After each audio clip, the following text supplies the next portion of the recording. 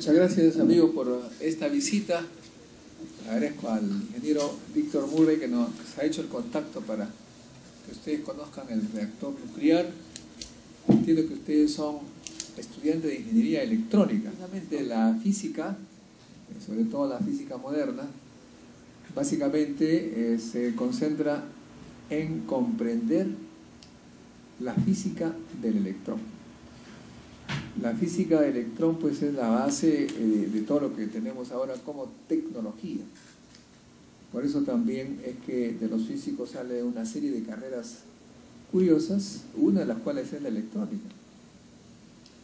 La otra carrera afín a la física es la optoelectrónica, ingeniería en optoelectrónica en Estados Unidos.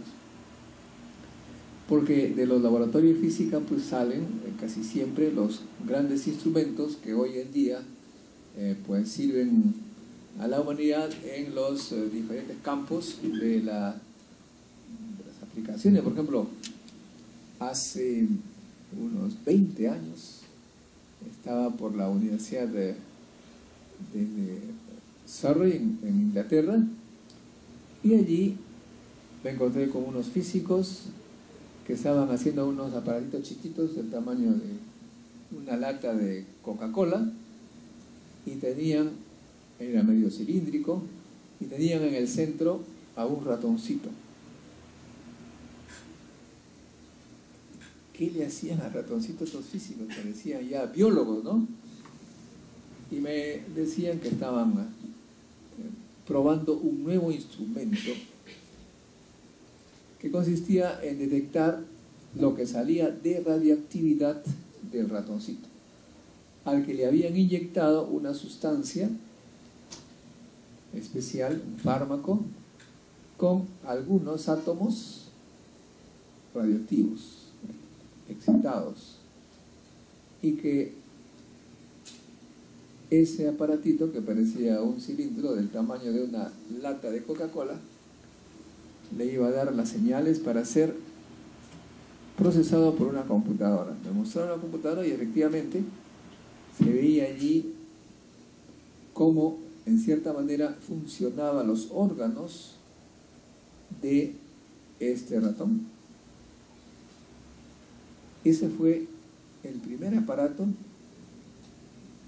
prototipo de lo que sería lo que hoy ustedes conocen como los equipos de imágenes médicas, como son la tomografía computarizada, la resonancia magnética nuclear y una serie de otros equipos que son usados hoy en todo el mundo. En el Perú, hace unos 10 años más o menos, empezaron a llegar estos equipos. Pero el prototipo fue hecho por físicos e ingenieros electrónicos, puesto que básicamente de eso se trata, de recibir señales para procesarlas adecuadamente.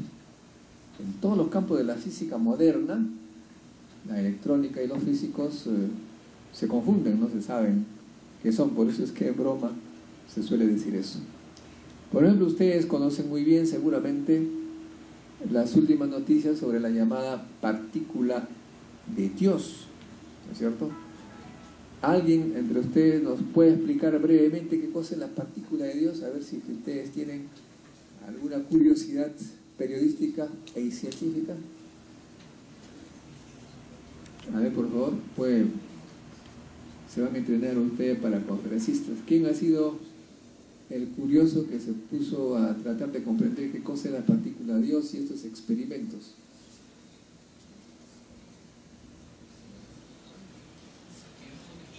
¿Sí? A ver, usted ya pase para acá. Acá tiene que ser. Bueno. Nosotros aquí entrenamos también para conferencistas y políticos. Algunos diga su nombre, estudia. Luis Sánchez, electrónica. ¿Qué cosa es el bosón de Higgs? Ya, bueno, lo poco que sé del bosón de Higgs es que es la partícula que le da la masa a toda la materia. Bueno, los electrones, bueno, la materia es como un... ¿Y cómo se detecta? ¿Qué experimento hay? ¿Cómo detectar el bosón de Higgs? ¿Cómo se prueba su existencia? Eso se hace con el acelerador de partículas. Muy bien, pero expliquen un poco brevemente. No saben muy bien. Un poco nervioso. Muy bien, uno menos nervioso, a ver. Las chicas son menos nerviosas. A ver, compañera, ¿ha leído algo del bosón de Higgs? No. A propósito, hay pocas chicas en la ingeniería electrónica, igualito que los físicos, ¿no? Tenemos ese déficit.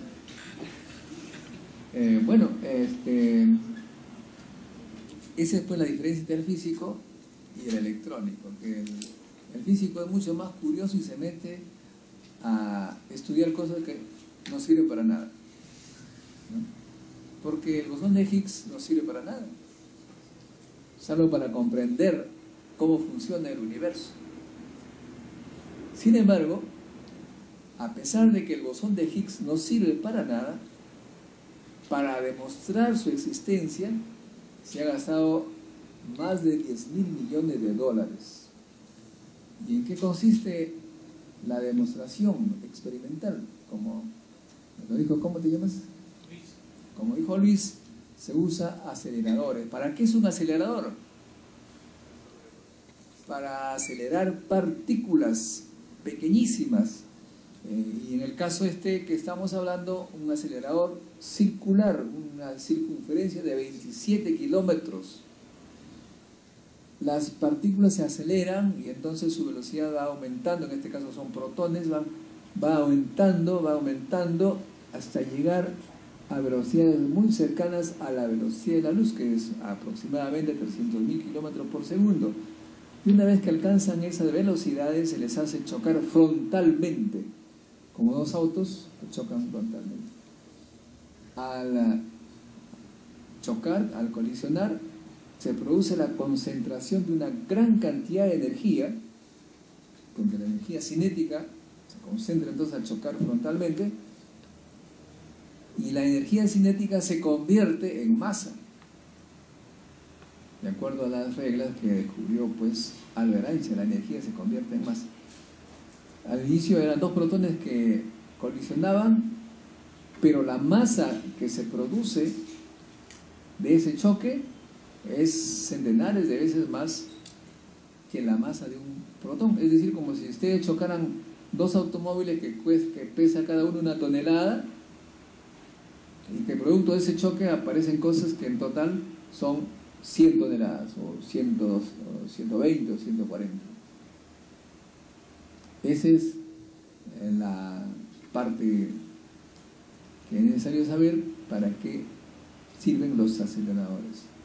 Y claro, este bosón de Higgs, precisamente, de acuerdo a las teorías, tenía pues masas de ese rango, más de 100 veces la masa del protón, por lo tanto, tenía que hacerse esa aceleración. Pero para acelerar a tal velocidad, primero que se requiere todo un juego de campos electromagnéticos que entran más o menos en resonancia y que parecen olas electromagnéticas que van acelerando sincronizadamente las partículas. O sea, ahí es pura electrónica. Además se requiere, como ustedes saben muy bien, para que la partícula esté girando en una circunferencia, se requiere que haya una fuerza centrípeta y que tiene que darle pues un campo magnético. Y eso significa la construcción de magnetos con alta corriente, que solamente puede construirse con superconductores que trabajan con helio a temperaturas muy bajas. Producto del choque de las partículas,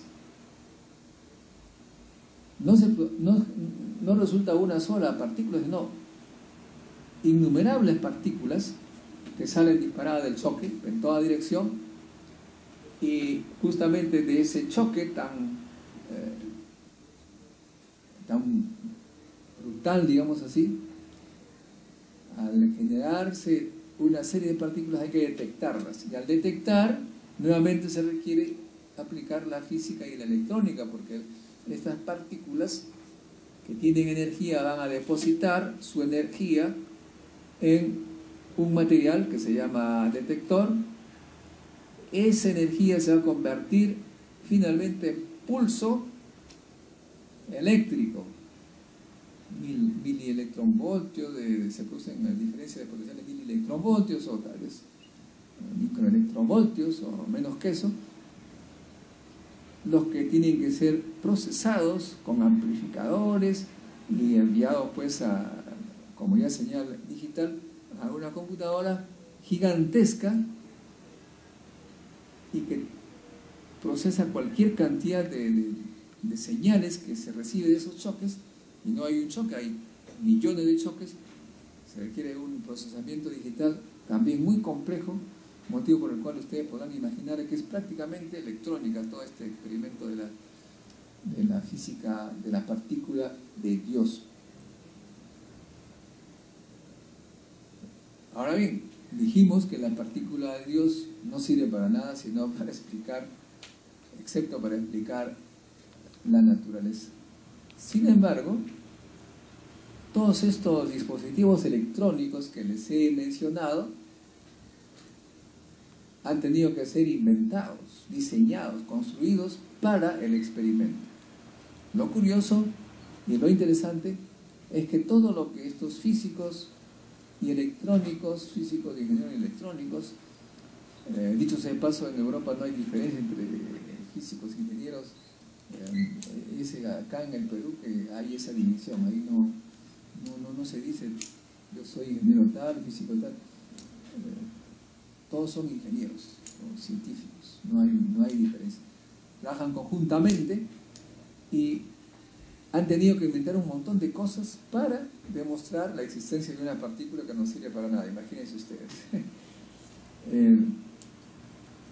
Pero esas cosas inventadas son usadas hoy como producto de ello en prácticamente todas las actividades del ser humano, ¿no? Y, por ejemplo, las técnicas de detección electrónica de estas partículas sirven hoy para justamente obtener imágenes de las partículas que salen del cuerpo humano y que nos dan información de cómo funciona el cuerpo humano. O sea que es una aplicación práctica. Los superconductores inventados para esos magnetos intensísimos sirven hoy para hacer trenes eléctricos que ya no ruedan sino levitan. En fin, hay una serie de inventos que, y también por supuesto las cámaras digitales son inventos de estas ideas para hacer tratamiento digital de señales. Y lo más increíble es que el número de datos que hay que tratar y el número de personas que se ponen a pensar sobre la partícula de Dios es tan grande que no se podía trabajar fácilmente, debido a que los científicos que analizaban los datos en cantidades muy grandes estaban dispersos en todo el mundo. Físicos en Tokio, París, Washington, Berkeley, Stanford, trabajando juntos al mismo tiempo. Ellos inventaron la web. La web que tanto nos sirve hoy día fue invento de ellos, de estos físicos y estos electrónicos, esos científicos e ingenieros que necesitaban de ese dispositivo para poder seguir trabajando en búsqueda de la partícula de Dios. De modo que ustedes podrán notar que finalmente la física y las ingenierías, ciencias y ingenierías son una sola, y es la curiosidad científica que los obliga a inventar cosas. Claro, por supuesto, hay también aplicaciones prácticas en el sentido de que alguien tiene un problema concreto de aplicación inmediata y encarga a los físicos o a los ingenieros a resolver ese problema. Pero bueno, es mucho menos interesante, en todo caso para mí, que plantear el desafío de producir la partícula Dios, que nos permite comprender la naturaleza. Esa es tal vez la diferencia que hay entre el científico y el ingeniero. El científico se apasiona por descubrir cómo funciona la naturaleza sin importarle cuál es su aplicación. Y en ese apasionamiento para descubrir lo que quiere, tiene que inventar cosas que finalmente sirven de manera práctica y espectacular. Y el ingeniero, en cambio, él se encarga de resolver problemas concretos que se le plantea y que tienen una aplicación práctica. En otras palabras, el físico busca cosas que no necesariamente, mejor dicho, busca cosas que no tienen aplicación, quiere comprender, y el ingeniero aplica lo que haya para resolver un problema concreto. Pero al fin de cuentas, ambos caminos nos llevan a lo mismo. Hay muchos ejemplos que nos explican esto. Por ejemplo, ustedes saben, a ver si hay algún curioso por acá, ¿quién descubrió los rayos X? Los rayos X.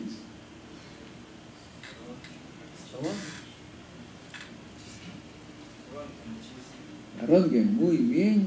¿Quién dijo yo? Pase usted, explíquenos.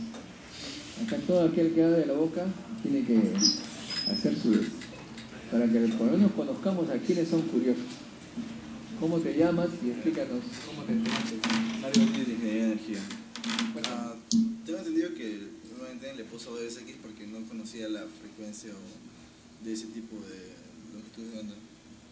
¿Y el experimento que sirvió para...? Fue sobre una especie de bombardeo de electrones, si no me equivoco. Más o menos, estás por ahí, muchas gracias. Algo es algo, ¿eh? Un aplauso para...